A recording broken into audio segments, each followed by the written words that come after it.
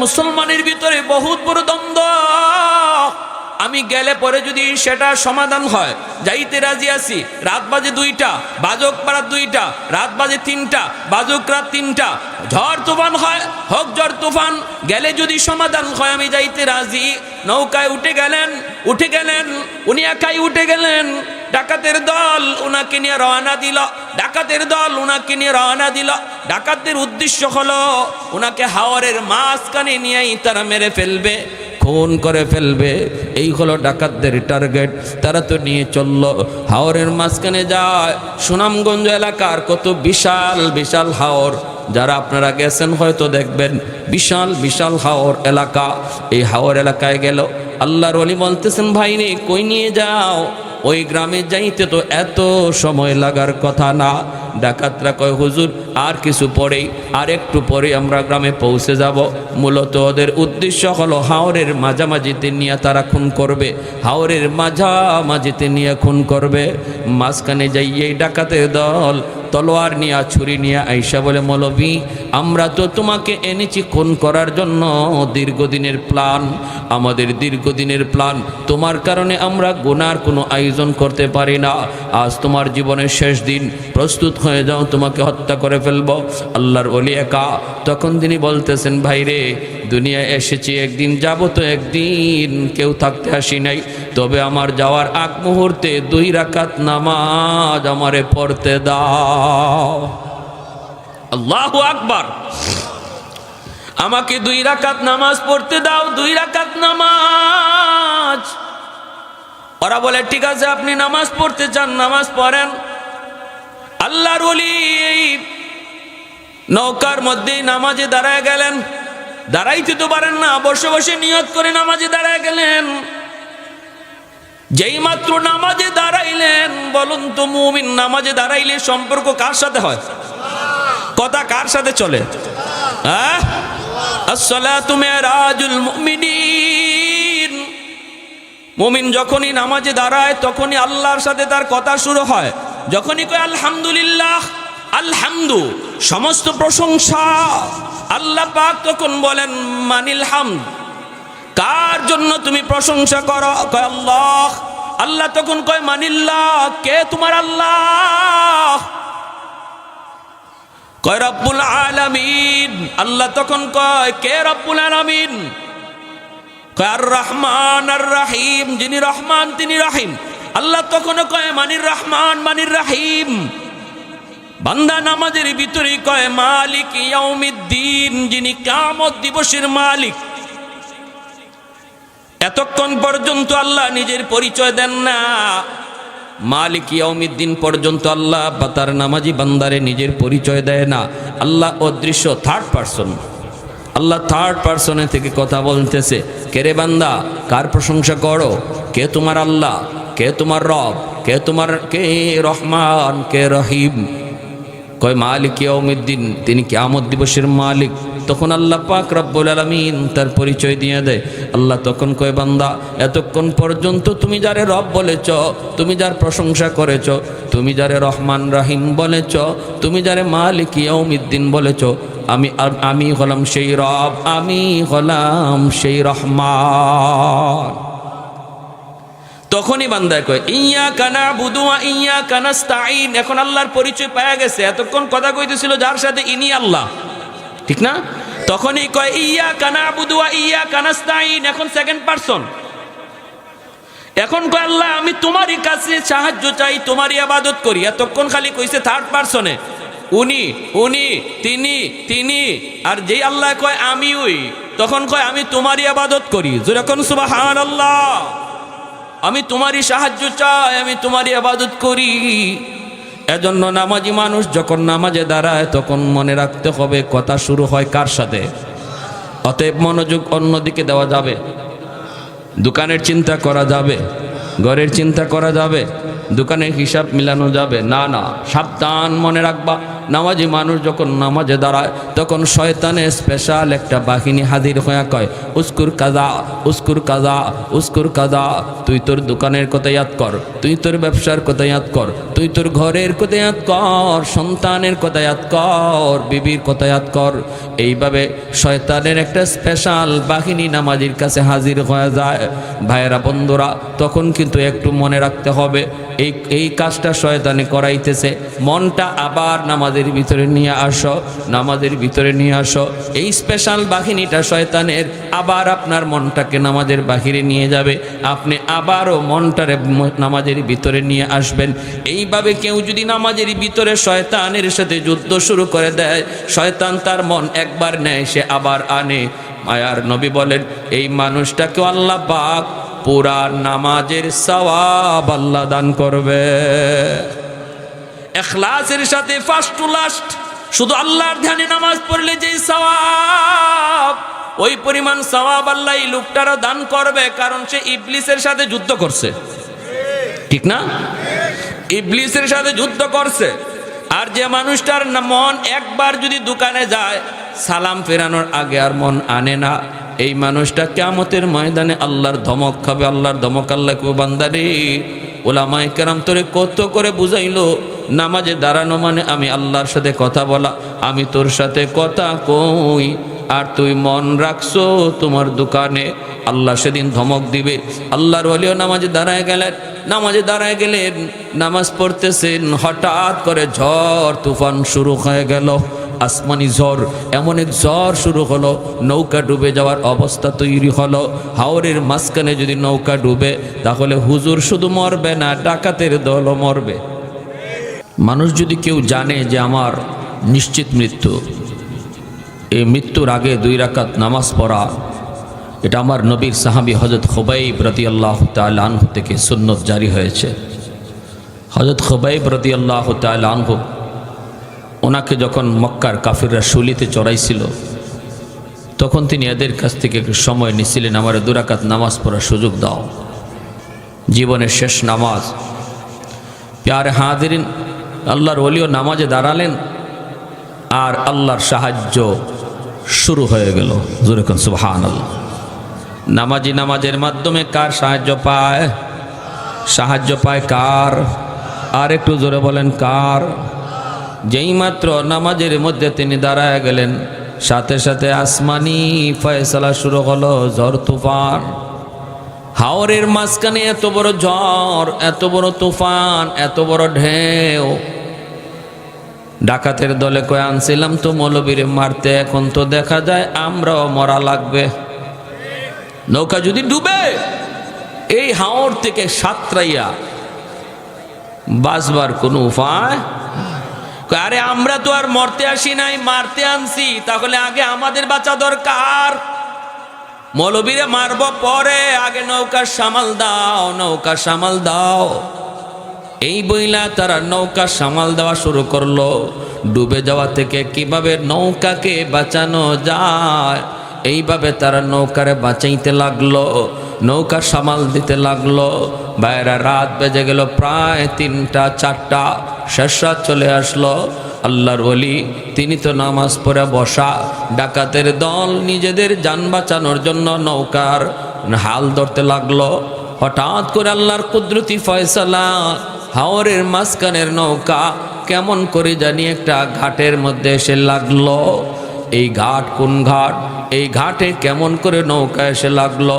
হঠাৎ করে দেখা যায় যেই ঘাটের মধ্যে নৌকা লাগছে, ঘাটের চতুর্দিক দিয়া টর্চ লাইট মেরে মেরে পুলিশ আসতেছে। তখনই বোঝা গেল ঘাটটা ছিল সুনামগঞ্জ থানার ঘাটে দেয়া নৌকা লাগলো। কি খবর? আল্লাহর পাগল যে হয়, আল্লাহর পাগল কোথায় থেকে কোথায় যাবে সেই সিদ্ধান্ত নেয় কে? মানুষ চলে বাংলাদেশ এয়ারলাইন্সে, আর আল্লাহর ওলিরা চলে আল্লাহর এয়ারলাইন্সে, ঠিক কিনা?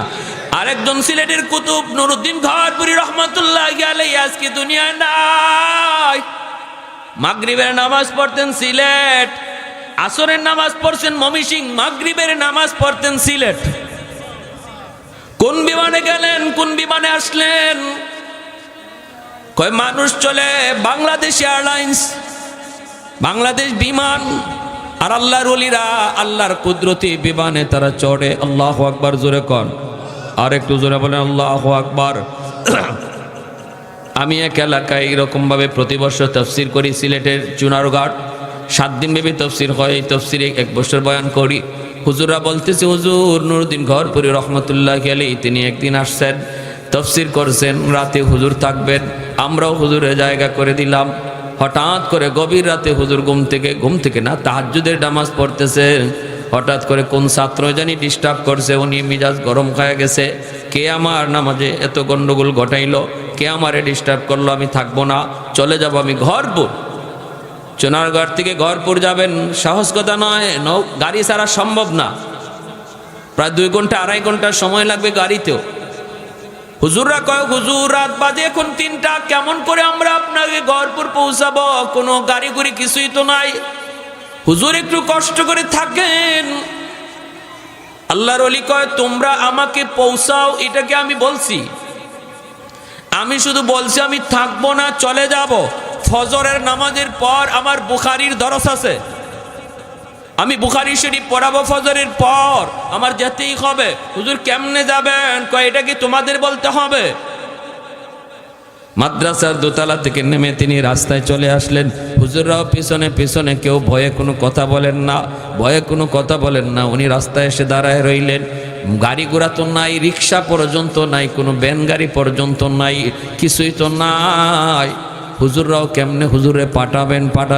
সবাই পিছনে দাঁড়ায় রইছেন আর কাঁপতেছেন ভয়ে। এখন কি করি? আবার যদি বলি হুজুর একটু রেস্টে আসেন, তাহলে মারতেও পারে, হুজুরে হাতে লাঠি দিয়ে বাড়িও দিতে পারে। কই তাহলে এখন কি করি?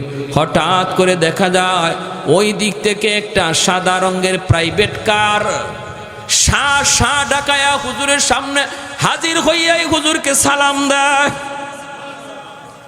পাগড়ি পরা এক ড্রাইভার, সাদা পোশাক, সাদা পাগড়ি, গাড়িটাও সাদা, শা ডাকায় আসলো।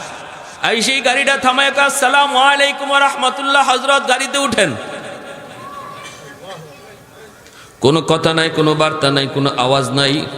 কই যাইবেন, কি করবেন কিছুই না বোঝা যায়। আগের থেকে কন্টাক্ট হয়ে রইছে। এইবার হুজুররা বলতেছেন, আমরা অবাক হয়ে দেখতেছিলাম আর বলতেছিলাম, আমরাও তাকায় রইছি, দেখি ড্রাইভারে চিনি কিনা। এই ধরনের গাড়ি আমরা আমাদের চুনারঘাটে কোনোদিন দেখি নাই। এইরকম ড্রাইভারের চেহারাও কোনোদিন আমরা চুনারঘাট আমাদের এলাকায় দেখি নাই। তখন আমরা তো ভয় পেয়ে গেলাম, কোথায় নিয়ে যাবে হুজুররা, হুজুরকে নিয়ে আবার ক্ষতি করে, হুজুরের আবার কোনো ক্ষতি হয়ে যায় কি না। আমরা বলতেছিলাম, ভাই তুমি কে? ভাই তুমি কে? কোথায় তোমার গাড়ি থাকে? কোন গ্যারেজে থাকে? কে তুমি? বাড়ি কোথায়? আমরা প্রশ্ন করি, সে আমাদের দিকে তাকাই না, জবাব দিবে দূরের কথা, তাকাই না। হুজুর গাড়িতে উঠলেন, পিছন দিকে টান দিয়া হুজুর গাড়িতে বসলেন। আবার যখন জিগাই, সামনে দাঁড়ায় গেছি আমরা, যে আগে জানতে হবে গাড়ি কার, কই নিয়ে যাবে।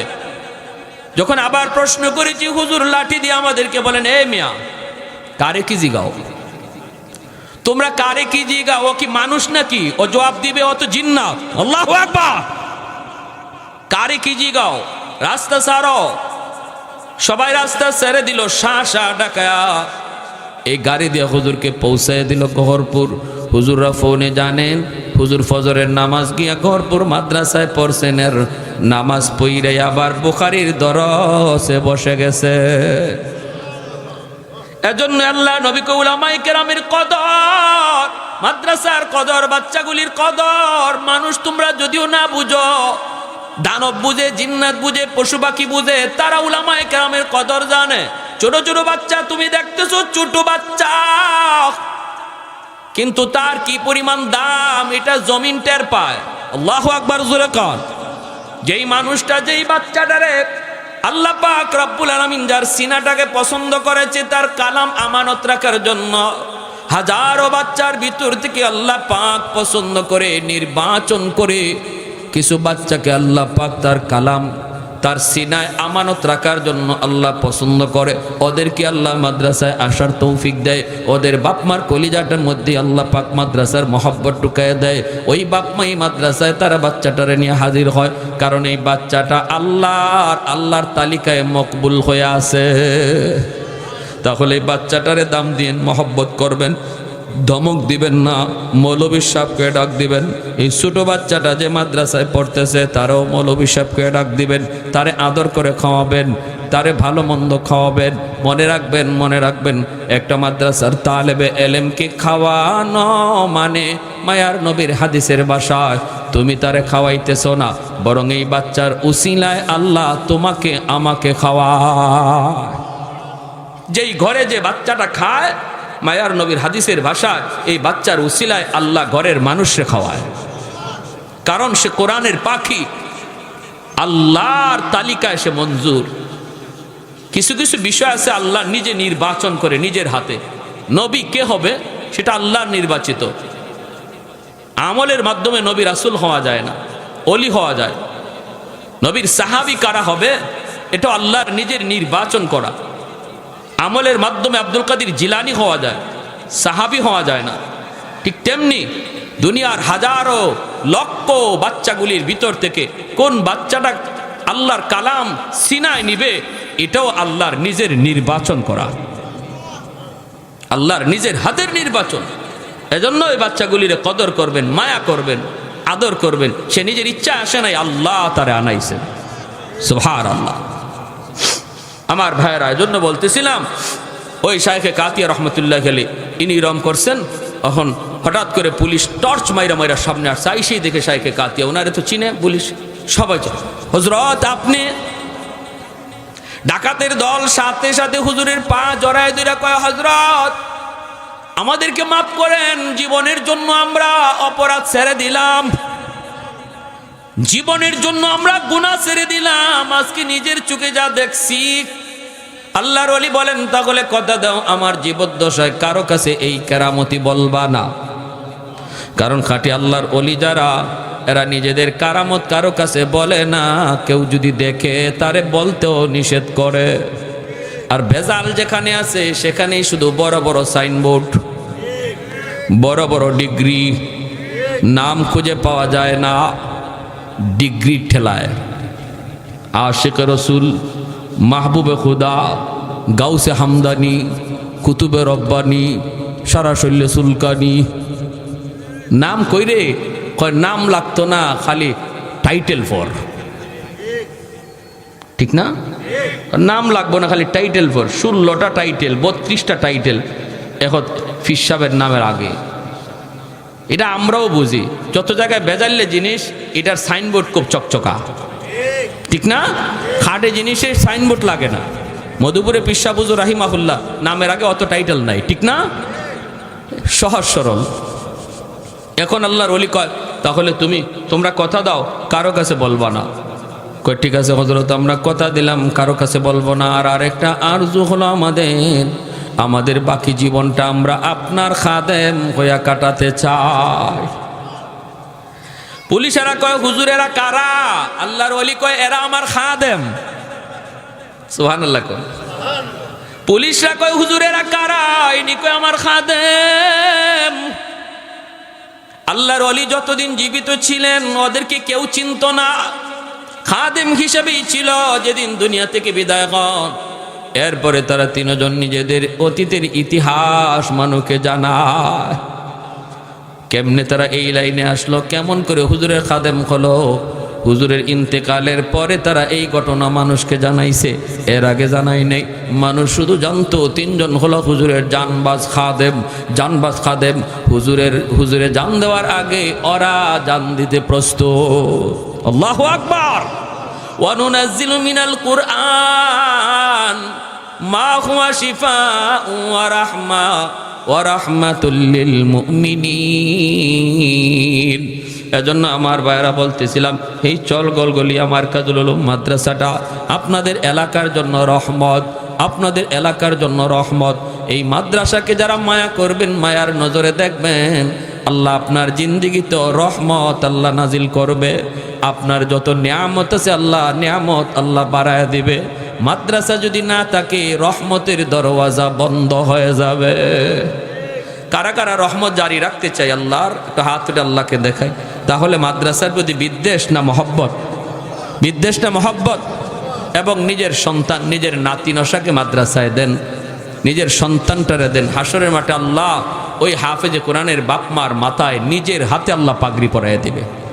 আল্লাহ বলবে দুনিয়াতে তোমার সন্তানের মাথায় পাগড়ি পরাইছে তার উস্তাদ, আর হাসরের মাঠে আমি আল্লাহ তোমাদের মাথায় পাগড়ি পরাবো। কারণ দুনিয়ার সমস্ত বাপ মা স্রোতের তালে তালে স্কুল কলেজ ভার্সিটির দিকে চলতেছিল, আর তুমি স্রোতের উল্টা দিকে চলছিলে আমি আল্লাহকে খুশি করার নিয়তে। সবাই তোমার মন্দ বলছে, এরপরও তুমি তাদের কথায় কান দাও নাই। আমি আল্লাহরে খুশি করার নিয়তেই সন্তানকে মাদ্রাসার বারান্দায় নিয়ে হাজির হয়েছিলে। ওই দিন আমি আল্লাহ তোমার চেহারা কুদরতি নজরে দেখছি। যেদিন তোমার সন্তানের মাথায় পাগড়ি পরায় উস্তাদ, সমস্ত মানুষ তোমার সন্তানের চেহারার দিকে তাকায়, আমি আল্লাহর কুদরতি নজর তোমরা বাপমার চেহারার দিকে থাকে। বাপমারে এত দাম, বাপমার এত দাম, এত সম্মান দিবে আল্লাহ হাসরের মাঠে। নবীর বাপমার মাথায় পাগড়ি পরানোর কথা আসে নাই, মুকুট পরানোর কথা আসে নাই, কিন্তু আলেম আর হাফেজ উলামায়ে কেরামের বাপমার মাথায় মুকুট পরানোর কথা আল্লাহ নবী বলেছেন। আল্লাহ পরাইবেন মান কারা আল কোরআন ওয়া আমিলা বিমা ফিহি উলবিসা ওয়ালিদাহু তাজান ইয়াউমাল কিয়ামা দাউহু আহসানু মিন দাউইশ শামস। মায়ার নবী বলে ওই মুকুটের পাওয়ার সূর্যের পাওয়ারের চেয়েও বেশি হবে। হাসরবাসী দেখবে কে সে এত বড় পাওয়ারফুল মুকুট নিয়ে হাঁটতেছে। কে চেনো না? ইনি মুফতি সাহেবের আব্বা, ইনি হাফেজ সাহেবের আব্বা, ইনি অমুক আলেমের মা। দুনিয়াতেও মানুষ তারে ডাক দিছে ও মুফতি সাহেবের আব্বা, ও হাফিজ সাহেবের আম্মা কইয়া। হাসরের মাঠে আল্লাহ তারে ডাক দিবে ও হাফিজ সাহেবের আব্বা। সুবহানাল্লাহ। নাম ধরে আল্লাহ ডাক দিবে না। একজন হাফেজে কোরআনের বাপমার নাম ধরে আল্লাহ হাসরের মাঠে ডাকবে না। আল্লাহ হাসরের মাঠে ডাক দিবে মুফতি সাহেবের আব্বা কইয়া, মা আলেমের আব্বা কইয়া, একজন হাফেজে কোরআনের মা কইয়া। আল্লাহ নাম না নিয়া এই লকব ধরে আল্লাহ হাসরের মাঠে ডাক দিবে। কারণ নবী বলেছেন দুনিয়াতে মানুষ তারে যেই নামে ডাকছিল হাসরের মাঠে আল্লাহ এই নামেই ডাক দিবে। তাহলে সন্তান মাদ্রাসায় দিলে লস না লাভ? লস না লাভ? যদি সুযোগ না থাকে, দাদা যদি হয় নাতিরে ভর্তি করব, পারবো না ইনশাল্লাহ, নাতিরে ভর্তি করব। তবু আওলাদ থেকে আল্লাহ যেন কোরআনের হাফেজ আলেম কবুল করে, এই এলাকার ঘরে ঘরে যেন আল্লাহ পাক হাফেজ আলেম কবুল করে। ওয়া আখির দাওয়ানা আনিল হামদুলিল্লাহি রাব্বিল আলামিন। মুসলমানের ভিতরে বহুত বড় দ্বন্দ্ব। আমি গেলে পরে যদি সেটা সমাধান হয়, যাইতে রাজি আছি। রাত বাজে 2টা, বাজক পাড়া 2টা, রাত বাজে 3টা, বাজক রাত 3টা, ঝড় তুফান হয়, হোক ঝড় তুফান, গেলে যদি সমাধান হয় আমি যাইতে রাজি। নৌকায় উঠে গেলেন, উনি একাই উঠে গেলেন। ডাকাতের দল উনাকে নিয়ে রওনা দিল। ডাকাতদের উদ্দেশ্য হলো উনাকে হাওরের মাঝখানে নিয়েই তারা মেরে ফেলবে, খুন করে ফেলবে। এই হলো ডাকাতদের টার্গেট। তারা তো নিয়ে চলল হাওরের মাঝখানে যায়। সুনামগঞ্জ এলাকার কত বিশাল বিশাল হাওর, যারা আপনারা গেছেন হয়তো দেখবেন, বিশাল বিশাল হাওর এলাকা। এই হাওর এলাকায় গেল, আল্লাহর ওলি বলতেছেন ভাই রে কই নিয়ে যাও? ওই গ্রামে যাইতে তো এত সময় লাগার কথা না। ডাকাতরা কয় হুজুর আর কিছু পরেই, আর একটু পরে আমরা গ্রামে পৌঁছে যাব। মূলত ওদের উদ্দেশ্য হলো হাওরের মাঝামাঝিতে নিয়ে তারা খুন করবে, হাওরের মাঝামাঝিতে নিয়ে খুন করবে। মাঝখানে যাইয়েই ডাকাতের দল তলোয়ার নিয়ে ছুরি নিয়ে আইসা বলে মৌলভী আমরা তো তোমাকে এনেছি খুন করার জন্য, দীর্ঘদিনের প্ল্যান, আমাদের দীর্ঘদিনের প্ল্যান। তোমার কারণে আমরা গুনার কোনো আয়োজন করতে পারি না। আজ তোমার জীবনের শেষ দিন, প্রস্তুত হয়ে যাও, তোমাকে হত্যা করে ফেলব। আল্লাহর ওলি একা। তখন তিনি বলতেছেন ভাই রে দুনিয়া এসেছি একদিন, যাব তো একদিন, কেউ থাকতে আসি নাই। তবে আমার যাওয়ার আগ মুহূর্তে 2 রাকাত নামাজ আমারে পড়তে দাও। আল্লাহু আকবার। আমাকে 2 রাকাত নামাজ পড়তে দাও, 2 রাকাত নামাজ। ওরা বলে ঠিক আছে আপনি নামাজ পড়তে চান নামাজ পড়েন। আল্লাহর ওলি নৌকার মধ্যে নামাজে দাঁড়ায় গেলেন। দাঁড়াইতে তো পারেন না, বসে বসে নিয়ত করে নামাজে দাঁড়ায় গেলেন। যেই মাত্র নামাজে দাঁড়াইলেন, বলুন তো মুমিন নামাজে দাঁড়াইলে সম্পর্ক কার সাথে হয়? কথা কার সাথে চলে? আসসালাতু মিরাজুল মুমিনিন। মুমিন যখনই নামাজে দাঁড়ায় তখনই আল্লাহর সাথে তার কথা শুরু হয়। যখনই কয় আলহামদুলিল্লাহ, আলহামদু সমস্ত প্রশংসা আল্লাহ পাক, তখন বলেন মানিল হামদ, কার জন্য তুমি প্রশংসা করো? কয় আল্লাহ। আল্লাহ তখন কয় মানিল্লাহ, কে তোমার আল্লাহ? কয় রব্বুল আলামিন। আল্লাহ তখন কয় কে রব্বুল আলামিন? কয় আর রহমান আর রাহিম, যিনি রহমান তিনি রাহিম। আল্লাহ তখন কয় মানির রহমান মানির রাহিম। বান্দা নামাজের ভিতরে কয় মালিক ইয়াউমিদ্দিন, যিনি কিয়ামত দিবসের মালিক। এতক্ষণ পর্যন্ত আল্লাহ নিজের পরিচয় দেন না। মালিক ইয়াউমিদ্দিন পর্যন্ত আল্লাহ বা তার নামাজি বান্দারে নিজের পরিচয় দেয় না। আল্লাহ অদৃশ্য, থার্ড পারসন। আল্লাহ থার্ড পারসনে থেকে কথা বলতেছে, কে রে বান্দা কার প্রশংসা করো? কে তোমার আল্লাহ? কে তোমার রব? কে রহমান, কে রহিম? কয় মালিক ইয়াউমিদ্দিন, তিনি কিয়ামত দিবসের মালিক। তখন আল্লাহ পাক রব্বুল আলামিন তার পরিচয় দিয়ে দেয়। আল্লাহ তখন কয় বান্দা এতক্ষণ পর্যন্ত তুমি যারে রব বলেছ, তুমি যার প্রশংসা করেছ, তুমি যারে রহমান রাহিম বলেছ, তুমি যারে মালিক ইয়াউমিদ্দিন বলেছ, আমি হলাম সেই রব, আমি হলাম সেই রহমান।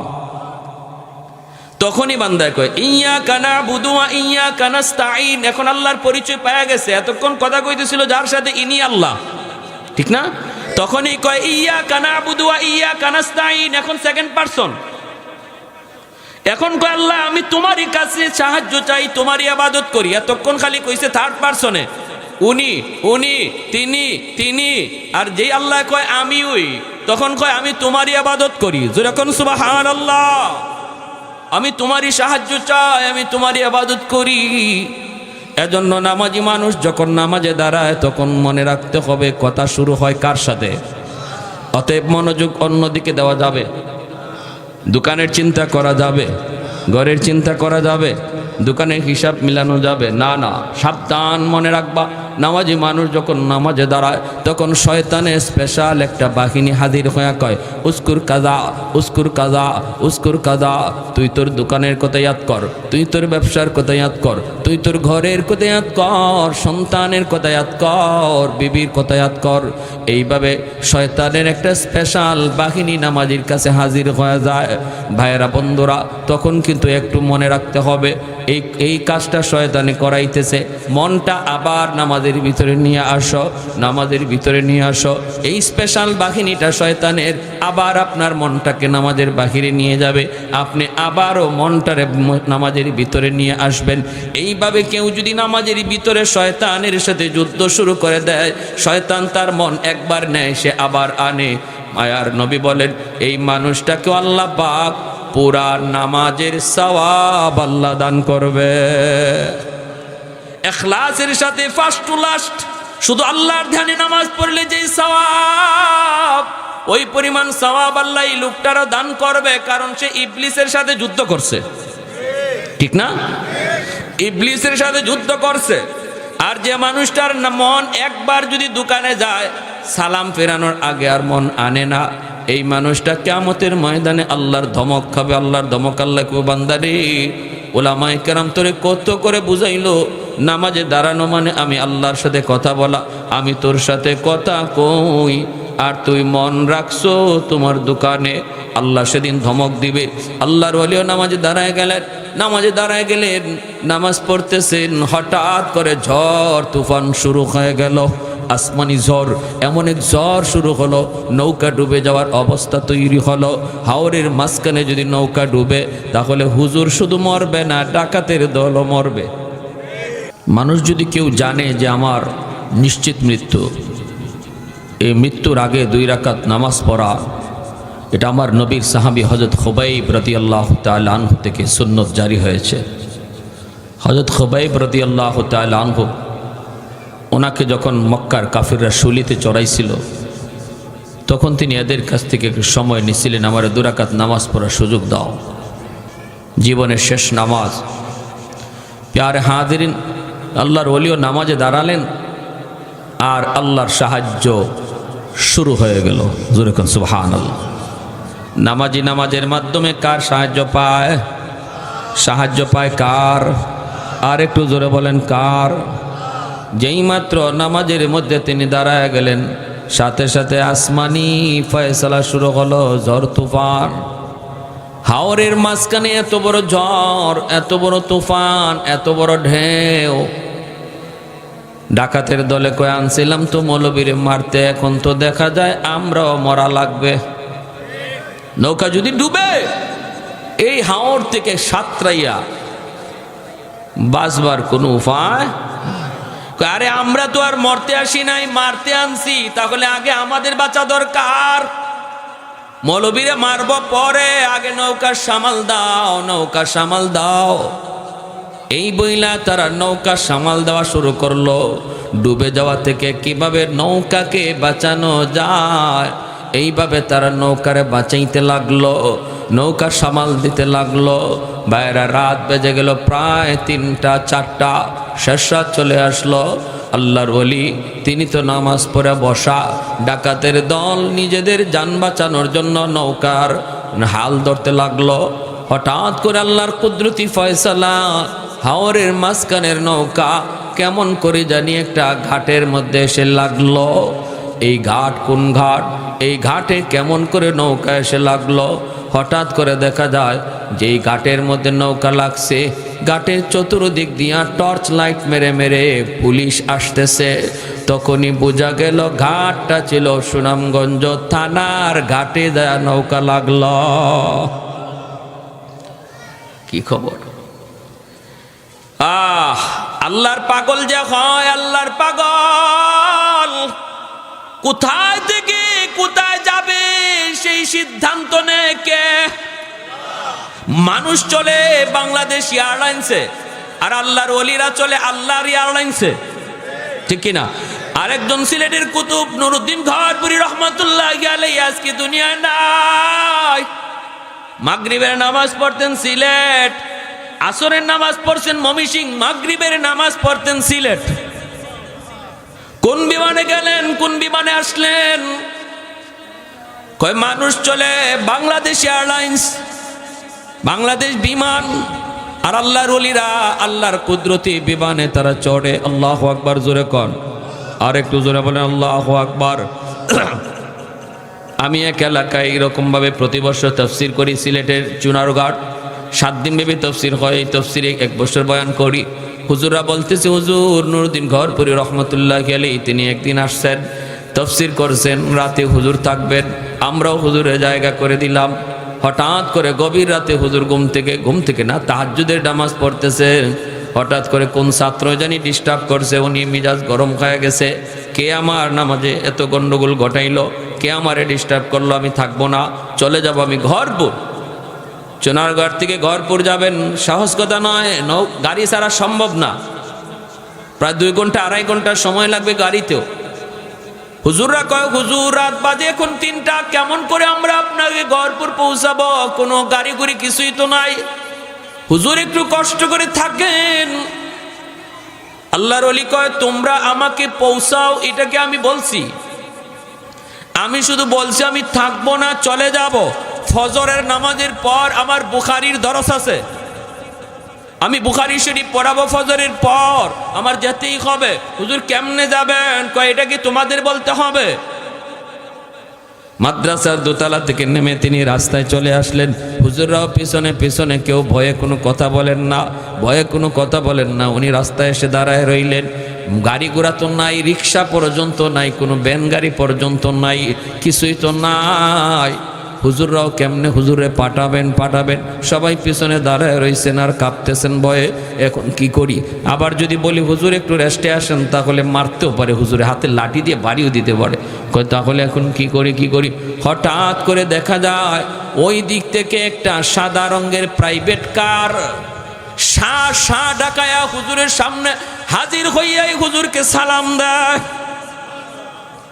পাগড়ি পরা এক ড্রাইভার সাদা পোশাক, সাদা পাগড়ি, গাড়িটাও সাদা, ঢাকায় আসলো। আর সেই গাড়িটা থামায়, আসসালামু আলাইকুম ওয়া রাহমাতুল্লাহ, হযরত গাড়িতে উঠেন। কোনো কথা নাই, কোনো বার্তা নাই, কোনো আওয়াজ নাই, কই যাইবেন কি করবেন কিছুই না, বোঝা যায় আগে থেকে কন্টাক্ট হয়ে রয়েছে। এইবার হুজুররা বলতেছেন, আমরা অবাক হয়ে দেখতেছিলাম আর বলতেছিলাম, আমরাও তাকায় রয়েছি দেখি ড্রাইভারে চিনি কিনা।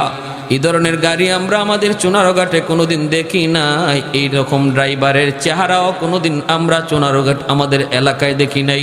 তখন আমরা তো ভয় পেয়ে গেলাম, কোথায় নিয়ে যাবে হুজুররা, হুজুরকে নিয়ে আবার ক্ষতি করে, হুজুরের আবার কোনো ক্ষতি হয়ে যায় কি না।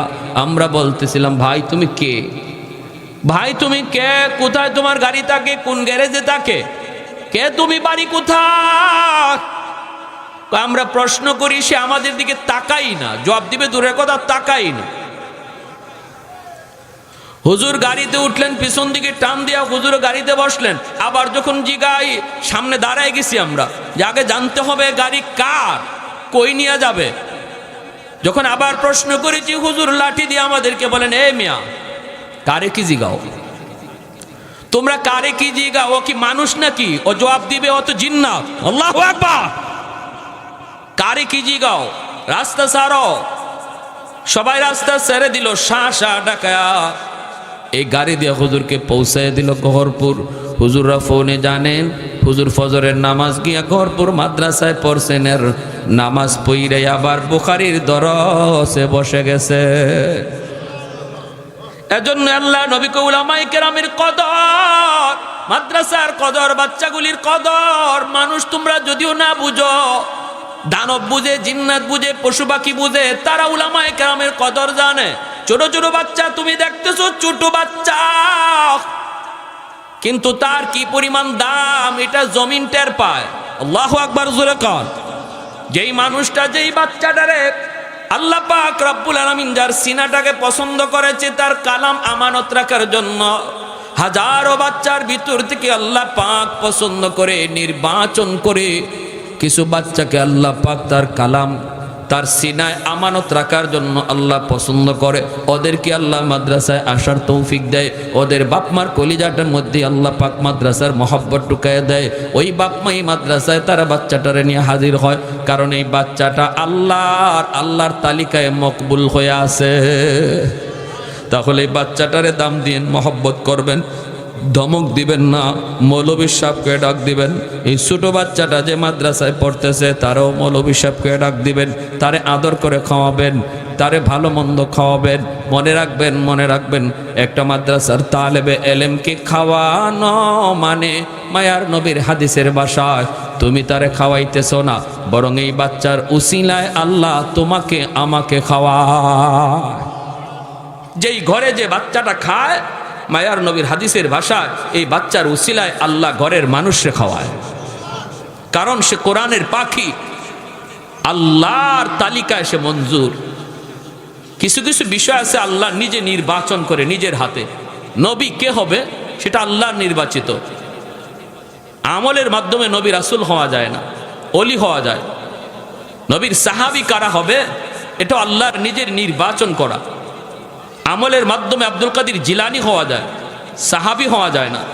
ঠিক তেমনি দুনিয়ার হাজারো লক্ষ বাচ্চাগুলির ভিতর থেকে কোন বাচ্চাটা আল্লাহর কালাম সিনায় নিবে, এটাও আল্লাহর নিজের নির্বাচন করা, আল্লাহর নিজের হাতের নির্বাচন। এজন্য এই বাচ্চাগুলির কদর করবেন, মায়া করবেন, আদর করবেন। সে নিজের ইচ্ছা আসে নাই, আল্লাহ তারে আনাইছেন। সুবহানাল্লাহ। আমার ভাইয়েরা, এজন্য বলতেছিলাম, ওই শাইখে কাতিয়া রহমতুল্লাহ আলাইহি ইনি রম করছেন। এখন হঠাৎ করে পুলিশ টর্চ মাইরা সামনে আসছে, আইসেই দেখে শাইখে কাতিয়া, ওনারে তো চিনে পুলিশ, সবাই চিনে। হযরত আপনি, ডাকাতের দল সাথে সাথে হুজুরের পা জড়ায় ধরে কয়, হযরত আমাদেরকে মাফ করেন, জীবনের জন্য আমরা অপরাধ ছেড়ে দিলাম, জীবনের জন্য আমরা গুনাহ ছেড়ে দিলাম, আজকে নিজের চোখে যা দেখছি। আল্লাহর ওলি বলেন, তাহলে কথা দাও আমার জীবদ্দশায় কারো কাছে এই কেরামতি বলবা না। কারণ খাঁটি আল্লাহর ওলি যারা, এরা নিজেদের কারামত কারো কাছে বলে না, কেউ যদি দেখে তারে বলতেও নিষেধ করে। আর ভেজাল যেখানে আছে সেখানেই শুধু বড় বড় সাইনবোর্ড, বড় বড় ডিগ্রি, নাম খুঁজে পাওয়া যায় না, ডিগ্রি ঠেলায়। আশিক রসুল, মাহবুবে খুদা, গাউসে হামদানি, কুতুবে রব্বানি, সারা শৈল্য সুলকানি, নাম কইরে কয় নাম লাগতো না, খালি টাইটেল ফর, ঠিক না? নাম লাগবো না, খালি টাইটেল ফর। 16টা টাইটেল, 32টা টাইটেল এখন ফিস সাহেবের নামের আগে। এটা আমরাও বুঝি, যত জায়গায় বেজাল্লে জিনিস এটার সাইনবোর্ড খুব চকচকা, ঠিক না? খাটে জিনিসের সাইনবোর্ড লাগে না। মধুপুরে পিসা বুজু রাহিমাহুল্লাহ নামের আগে অত টাইটেল নাই, ঠিক না? সহজ সরল। এখন আল্লাহর ওলি কয় তাহলে তোমরা কথা দাও, কারো কাছে বলবা না। কয় ঠিক আছে হযরত, আমরা কথা দিলাম কারো কাছে বলবো না। আর আরেকটা আরজু হলো আমাদের বাকি জীবনটা আমরা আপনার খাদেম হইয়া কাটাতে চাই। পুলিশেরা কয় হুজুরেরা কারা? আল্লাহর ওলি কয় এরা আমার খাদেম। সুবহানাল্লাহ কয়। পুলিশরা কয় হুজুরেরা কারা? ইনি কয় আমার খাদেম। আল্লাহর ওলি যতদিন জীবিত ছিলেন ওদেরকে কেউ চিনত না, খাদেম হিসেবেই ছিল। যেদিন দুনিয়া থেকে বিদায় হন এরপরে তারা তিনজন নিজেদের অতীতের ইতিহাস মানুষকে জানায়। কেমনে তারা এই লাইনে আসলো, কেমন করে হুজুরের খাদেম হলো, হুজুরের ইন্তেকালের পরে তারা এই ঘটনা মানুষকে জানাইছে, এর আগে জানাই নাই। মানুষ শুধু জানতো তিনজন হলো হুজুরের জানবাজ খাদেম। হুজুরে জান দেওয়ার আগে ওরা জান দিতে প্রস্তুত। আল্লাহু আকবার।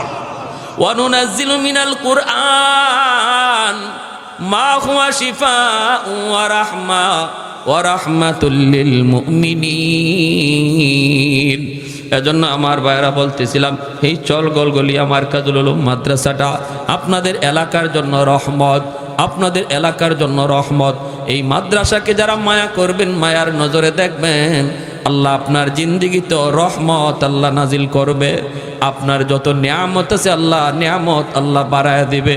মাদ্রাসা যদি না থাকে রহমতের দরওয়াজা বন্ধ হয়ে যাবে। কারা কারা রহমত জারি রাখতে চাই আল্লাহর? একটু হাত তুলে আল্লাহকে দেখাই। তাহলে মাদ্রাসার প্রতি বিদ্বেষ না মহব্বত? বিদ্বেষ না মহব্বত? এবং নিজের সন্তান, নিজের নাতি নশাকে মাদ্রাসায় দেন, নিজের সন্তানটারে দেন। হাসরের মাঠে আল্লাহ ওই হাফেজে কোরআনের বাপমার মাথায় নিজের হাতে আল্লাহ পাগড়ি পরাইয়া দিবে। আল্লাহ বলবে দুনিয়াতে তোমার সন্তানের মাথায় পাগড়ি পরাইছে তার উস্তাদ, আর হাসরের মাঠে আমি আল্লাহ তোমাদের মাথায় পাগড়ি পরাবো। কারণ দুনিয়ার সমস্ত বাপমা স্রোতের তালে তালে স্কুল কলেজ ভার্সিটির দিকে চলতেছিল, আর তুমি স্রোতের উল্টা দিকে চলছিল আমি আল্লাহকে খুশি করার নিয়তে। সবাই তোমারে মন্দ বলছে, এরপরও তুমি তাদের কথায় কান দাও নাই। আমি আল্লাহরে খুশি করার নিয়তেই সন্তানকে মাদ্রাসার বারান্দায় নিয়ে হাজির হয়েছিলে। ওই দিন আমি আল্লাহ তোমার চেহারা কুদরতি নজরে দেখছি। যেদিন তোমার সন্তানের মাথায় পাগড়ি পরায় উস্তাদ, সমস্ত মানুষ তোমার সন্তানের চেহারার দিকে তাকায়, আমি আল্লাহর কুদরতি নজর তোমরা বাপমার চেহারার দিকে থাকে। বাপমারে এত দাম, বাপমার এত দাম, এত সম্মান দিবে আল্লাহ হাসরের মাঠে। নবীর বাপমার মাথায় পাগড়ি পরানোর কথা আসে নাই, মুকুট পরানোর কথা আসে নাই, কিন্তু আলেম আর হাফেজ উলামায়ে কেরামের বাপমার মাথায় মুকুট পরানোর কথা আল্লাহ নবী বলেছেন। আল্লাহ পরাইবেন মান কারা আল কোরআন ওয়া আমিলা বিমা ফিহি উলবিসা ওয়ালিদাহু তাজান ইয়াউমাল কিয়ামা দাউহু আহসানু মিন দাউইশ শামস। মায়ার নবী বলে ওই মুকুটের পাওয়ার সূর্যের পাওয়ারের চেয়েও বেশি হবে। হাসরবাসী দেখবে কে সে এত বড় পাওয়ারফুল মুকুট নিয়ে হাঁটতেছে। কে চেনো না? ইনি মুফতি সাহেবের আব্বা, ইনি হাফেজ সাহেবের আব্বা, ইনি অমুক আলেমের মা। দুনিয়াতেও মানুষ তারে ডাক দিছে ও মুফতি সাহেবের আব্বা, ও হাফিজ সাহেবের আম্মা কইয়া। হাসরের মাঠে আল্লাহ তারে ডাক দিবে ও হাফিজ সাহেবের আব্বা। জোরে কর সুবহানাল্লাহ। নাম ধরে আল্লাহ ডাক দিবে না। একজন হাফেজে কোরআনের বাপমার নাম ধরে আল্লাহ হাসরের মাঠে ডাকবে না। আল্লাহ হাসরের মাঠে ডাক দিবে মুফতি সাহেবের আব্বা কইয়া, মা আলেমের আব্বা কইয়া, একজন হাফেজে কোরআনের মা কইয়া। আল্লাহ নাম না নিয়া এই লকব ধরে আল্লাহ হাসরের মাঠে ডাক দিবে। কারণ নবী বলেছেন দুনিয়াতে মানুষ তারে যেই নামে ডাকছিল হাসরের মাঠে আল্লাহ এই নামেই ডাক দিবে। তাহলে সন্তান মাদ্রাসায় দিলে লস না লাভ? লস না লাভ? যদি সুযোগ না থাকে, দাদা যদি হয় নাতিরে ভর্তি করব। পারবো না ইনশাল্লাহ, নাতিরে ভর্তি করব। তবু আওলাদ থেকে আল্লাহ যেন কোরআনের হাফেজ আলেম কবুল করে, এই এলাকার ঘরে ঘরে যেন আল্লাহ পাক হাফেজ আলেম কবুল করে। ওয়া আখির দাওয়ানা আনিল হামদুলিল্লাহি রাব্বিল আলামিন।